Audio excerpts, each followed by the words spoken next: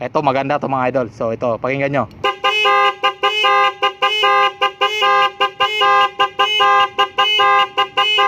Grabe, diba? Napakagaling at napakaganda ng tunog. Bago ko tanggalin yung tangke ng aking motor, ay pakita ko muna sa inyo na mayroon tayong businang malakas. At malakas ito mga idol. Ayan, so pakinggan nyo. Wow. Pero wala siyang beat. So ngayon ang gagawin natin mga idol ay kakabitan natin siya ng Nipro. So ganito ang procedure kung paano ikakabit. Sa mga nagtatanong mga idol, wala itong positive or negative trigger. So walang problema kahit anong motor pa yan. Basta pagdating sa relay ay wala na siyang polarity. So ganito lang kasimple mga idol. So ito na mga idol. So for example mga idol,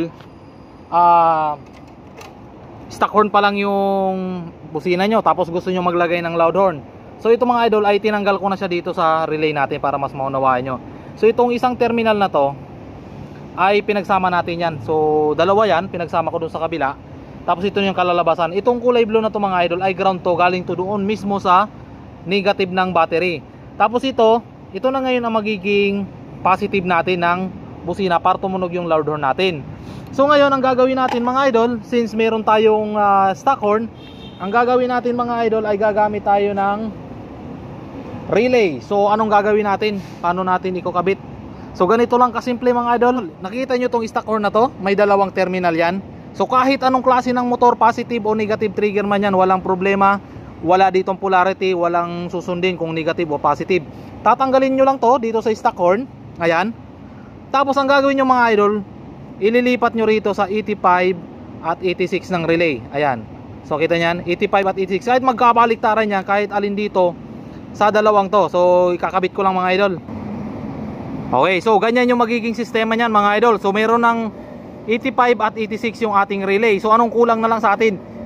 Number 30 ng relay. So itong number 30 ng relay mga idol ay irerekta na natin ito sa battery mismo, sa positive ng battery. Pero siyempre padaanin nyo pa rin sa fuse. Lagyan nyo siya ng 10 ampere na fuse or 15 ampere na fuse. Yun. So tapos na tayo sa 30 ano. So nalagyan na natin yung pin 30 diretso doon sa battery. Dito naman ngayon tayo sa 87 ng ating relay. So kung mapapansin nyo, may 87 yan. Tapos may 87A. So wag nyo na intindihin yung 87A. Dito tayo sa 87 sa normally open. So ito na ngayon ang magsisilbing load. So syempre kapag walang Nipro, ito yung positive ng ating loud horn, itong PIA horn natin. Ang gagawin natin dyan, i-connect natin yan. So kung hindi ka pa nakapanood, meron tayong video nyan kung paano maglagay ng PIA horn. So since dito ay lalagyan natin siya ng pop-up doll, ito. So ang gagawin natin mga idol, itong red wire na to ay i-connect natin yan dito sa 87. Ayan.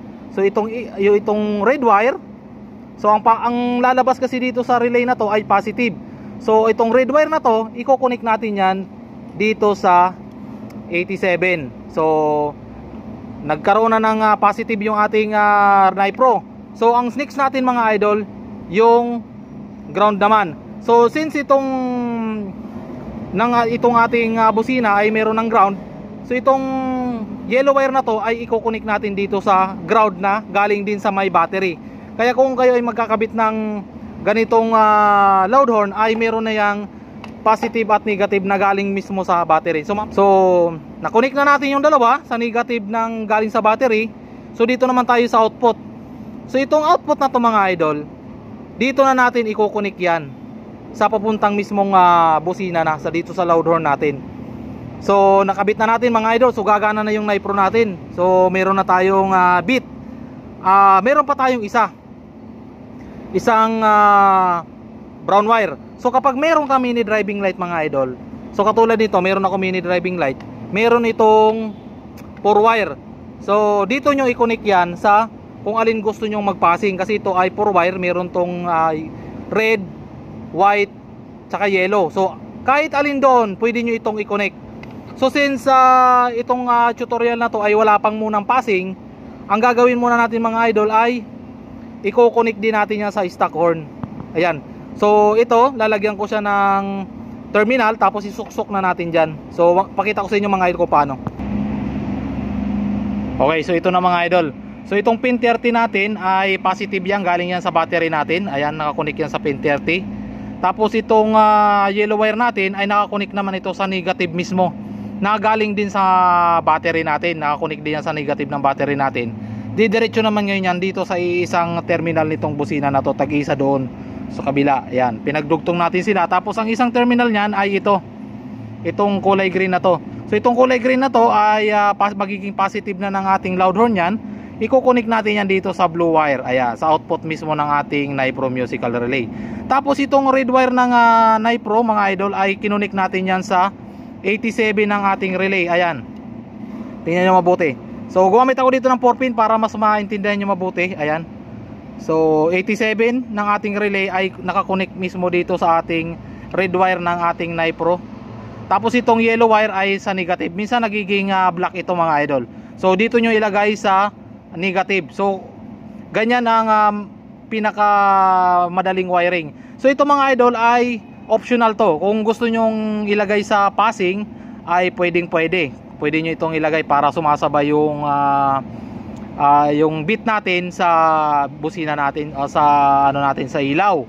So pero pwede rin natin tong ilagay din sa ating stock horn. So ang gagawin natin mga idol, isang terminal nito ay ilagay nyo rin sa ground. Pwede nyong kumuha kayo rito sa galing sa battery at gumamit kayo ng ganito yung terminal at ilagay nyo rito sa negative, or pwede kayong gumawa at ilagay nyo dito sa pinaka negative ng busina mismo at isuksok nyo yan dito katulad nito.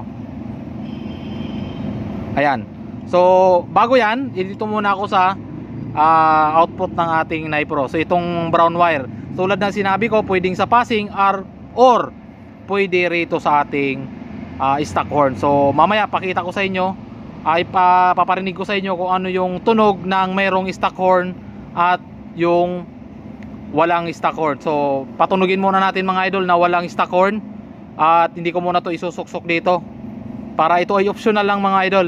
Tapos itong brown na to ay pwede rin sa passing. So paulit-ulit na lang ako, sana ma-gets nyo ang aking sinasabi mga idol. So testing na natin mga idol. So testing tayo mga idol. So isit lang natin sa number 1. So sa number 1 tayo mga idol. So tingnan niyo mabuti yung ating test light. Yan, tingnan mabuti. So busina tayo. So napakalakas mga idol. Nakita nyo, sumasabay din. Tapos number 2 natin. So number 2. Okay. Rapid to mga idol, rapid. Okay. Number 2, number 3 tayo. Okay. Number 3. Okay. So number 4.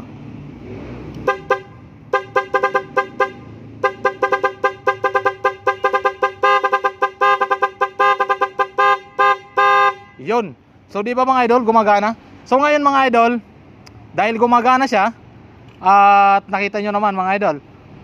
So itong brown wire nito, so ito naman yung pangalawang trick.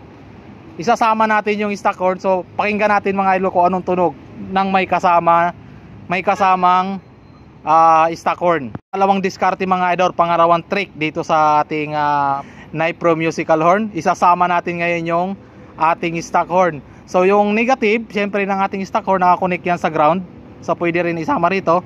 At itong ating Nipro musical horn na ay itong ating output ng ating Nipro, ilalagay natin sa isang terminal ng ating busina. So lagay lang natin, suksok lang natin. Ayan. So kompleto na. Ayan. So itong mga idol ay wala lang siyang passing, pero tingnan natin kung gaano kaganda yung tunog nito. So simulan natin sa number 2. So ito na mga idol, the moment of truth. Yun, grabe. So number 3 tayo. Ito maganda to mga idol. So ito, pakinggan nyo.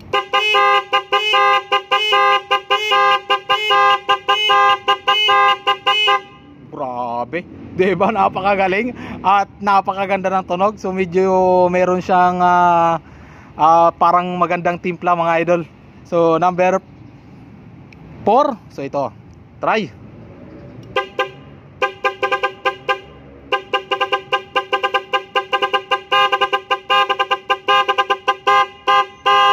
Wow, grabe.